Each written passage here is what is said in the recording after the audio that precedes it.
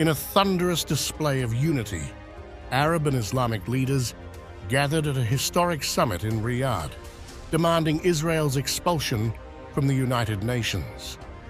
They denounced Israel's actions in Gaza as genocide, pressing for drastic action in response to what they describe as an ongoing massacre. This unprecedented move sees Arab nations drawing a hard line against Israel's military operations and calling for a full withdrawal from occupied territories since 1967. Convened by the Arab League and the Organization of Islamic Cooperation, the summit saw Saudi Crown Prince Mohammed bin Salman deliver a scorching condemnation of Israeli operations in Gaza and Lebanon, branding them as genocide and demanding an immediate halt to the violence.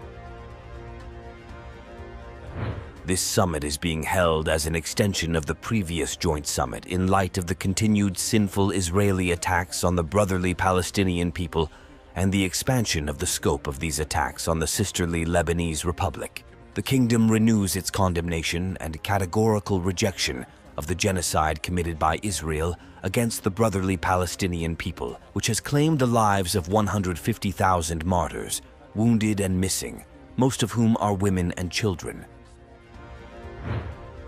Malaysian Prime Minister Datuk Seri Anwar Ibrahim didn't mince words, joining global calls to suspend or expel Israel from the UN, calling Israel's actions a vile and blatant genocide. Israel no longer belongs within the civilized community of nations, and its barbarism demands nothing less than decisive action to safeguard not just the Middle East, but the entire global order.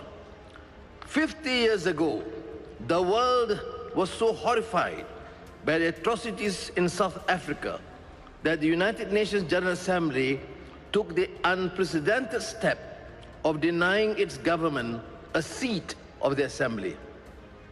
Israel, however, has gone beyond the pale, beyond reason, beyond humanity itself in its vile and blatant perpetration of genocide of the people of Palestine. These cumulative acts of violence against an entire nation leaves us with no choice but to demand the swift and effective action of the international community, including embargo, suspension, and even expulsion in its relentless campaigns. Arab League Secretary General Ahmed Abul Gate backed up the stance, calling a freeze on Israel's membership a crucial first step in holding Israel accountable for its crimes. There is a paragraph in this text that I find very important and vital. A paragraph that talks about moving before the General Assembly to freeze Israel's membership. This is a step. I mean, I don't know if I'm exaggerating. It is a major step in the quest to put things right. If Israel had obtained the right to membership from the General Assembly in 1949 by Resolution 181. Today, the Islamic group and the Arab group are two organizations moving before the international community, and I'm confident that there are many countries that will support the idea of freezing membership.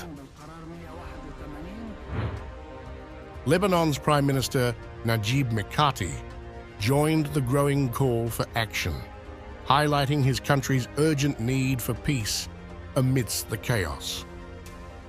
In a passionate appeal, Mikati called for an immediate halt to Israeli aggression and a ceasefire, stressing that the path forward lies in establishing lasting stability. The basis remains to stop the ongoing aggression against Lebanon immediately, declare a ceasefire, and establish the foundations of sustainable stability, while affirming the Lebanese government's firm and unwavering commitment to International Resolution 1701 in all its aspects, strengthening the deployment of the army in the south, cooperating closely with the international peacekeeping forces, and also working to extend the authority of the Lebanese state over all internationally recognized borders. Turkey's President Recep Tayyip Erdogan tore into Western nations, calling their silence on the suffering in Gaza a shameful betrayal that exposed their indifference to the humanitarian disaster unfolding. Erdogan's words cut through the summit, pushing for action in a crisis the West has largely ignored. Israel's aim is to settle in Gaza, destroy, and ultimately annex the Palestinian presence in the West Bank, including East Jerusalem. There is movement toward this aim step by step. On one hand, we focus on achieving an immediate ceasefire.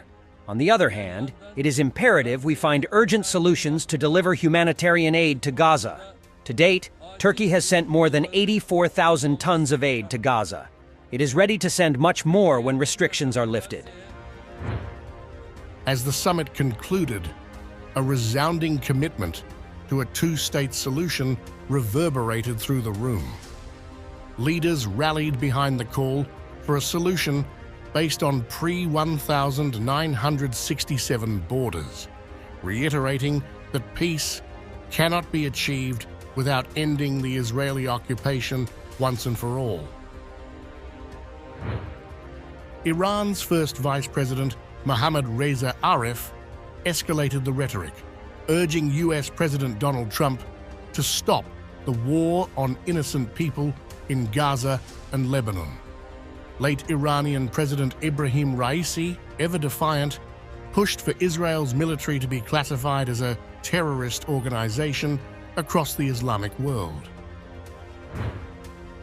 Hamas seized the opportunity, calling on Arab leaders to transform their words into concrete action to halt Israeli operations.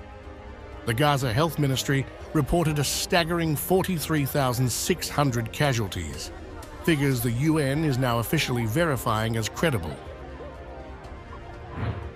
Palestinian President Mahmoud Abbas pulled no punches, directly blaming the US for the deadlock in negotiations, asserting that Washington's complicity has stalled any political solution.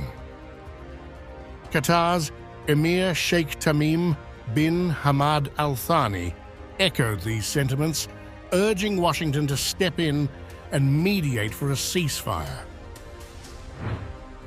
Israeli officials, meanwhile, stood their ground.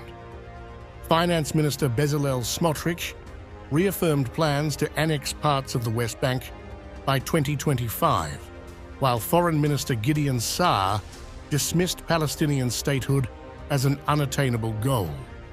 Israel's message was clear: it's business as usual, despite the mounting global condemnation.